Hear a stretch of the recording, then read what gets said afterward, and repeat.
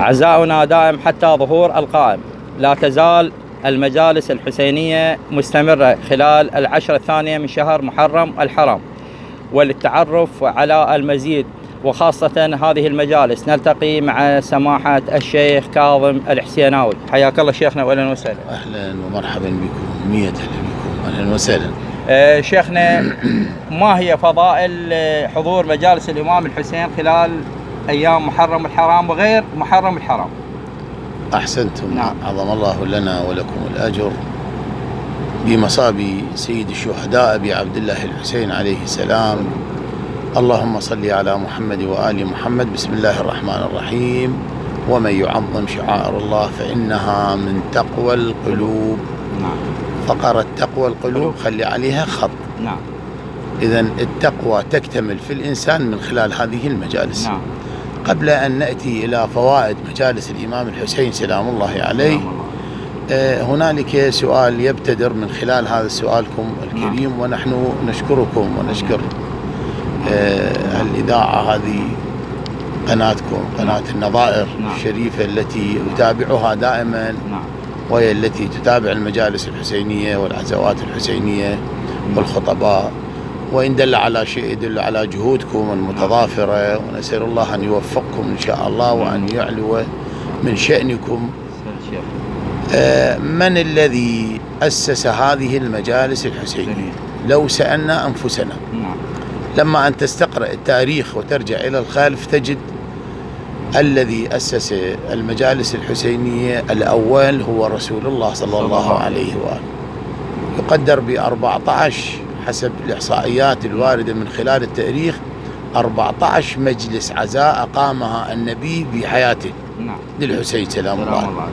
أولها في بداية ولادة الإمام الحسين سلام الله لما أن جيء به ووضعه في حجرة ونظر في وجهه بكى. وسألت الناس: يا رسول الله، الإنسان إذا أتى إليه مولود يبكي أم؟ قال: والله كأني أنظر إلى هذا الرجل وحيدا غريبا في واقعة كربلاء. وهذا تأسيس إلى قضية كربلاء منذ الصغر. وفي اليوم السابع لما أن وصل عمره الشريف إلى اليوم السابع بعد أن عق عنه كبشان وقص شعره وتصدق به، أيضا أقام مجلسا، وأقام مجلس في حضور أمير المؤمنين. عدة مجالس أقامها، ومن بعدهم بعد رسول الله أقام المجالس الحسينية هو أمير المؤمنين سلام الله عليه. إذن احنا يصير عندنا بينة على أن هذه المجالس هي كانت تأسيس من رسول الله صلى الله عليه وآله. وهذه المجالس هي جزء من رسالة النبي صلى الله عليه وآله، لأنه يقول: حسين مني وأنا من حسين. إذن الآن الفكر اللي جاء به رسول الله هو تجسد في شخصية الحسين، لأن هذا المشروع السماوي الذي جاء به أبو عبد الله الحسين هو إكمال لمسيرة النبي التي طالت 23 سنة، وبعدها انتقل إلى جوار ربه الكريم. الشيء الآخر اللي نقول به الفوائد. طبعا الفضائل. الإمام الصادق يقول، يعني معنى حديثه، يقول: لو علمت الناس ما في مجالس الحسين سلام الله عليه لأتت زحفا على اليدين والرجلين. شنو السر الموجود في هذه المجالس؟ سر عظيم. لذلك تأكد أن الإمام علي بن موسى الرضا صلوات الله وسلامه عليه يقول: من أحيا، شوفنا بعد، من أحيا ذكرنا. شوف العلاقة قبل في بداية اللقاء. القرآن يقول: فإنها من تقوى القلوب. شوف هنا الإمام جاي يجسد هذه القضية، يقول: من أحيا ذكرنا أحيا الله قلبه يوم تموت القلوب. إذن إماتة القلوب مو في الآخرة، وإنما في عالم الدنيا. فمجالس الحسين إن وجدت لإحياء هذه القلوب خروق الناس وعزوف الناس عن الدين، فالمجالس هي التي تحافظ على اليمن، تحافظ على هذا الفكر اللي جاء به رسول الله صلى الله عليه وآله وسلم.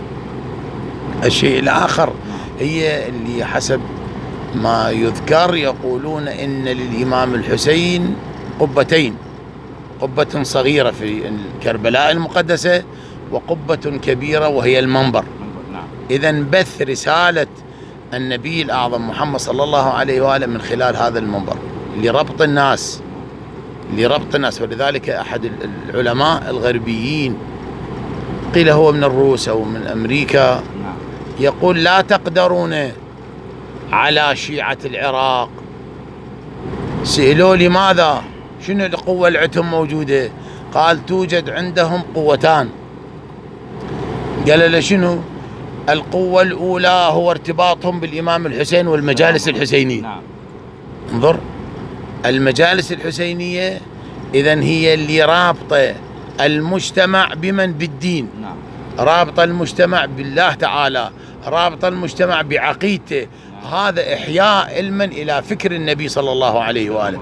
والشيء الآخر الذي يذكره هذا العالم يقول: وأما الثاني بعد ارتباطهم بالحسين هو الارتباط الروحي بالمراجع وبالمرجعية الرشيدة، هي التي تهيئ لهم كل مستلزمات هذا الدين.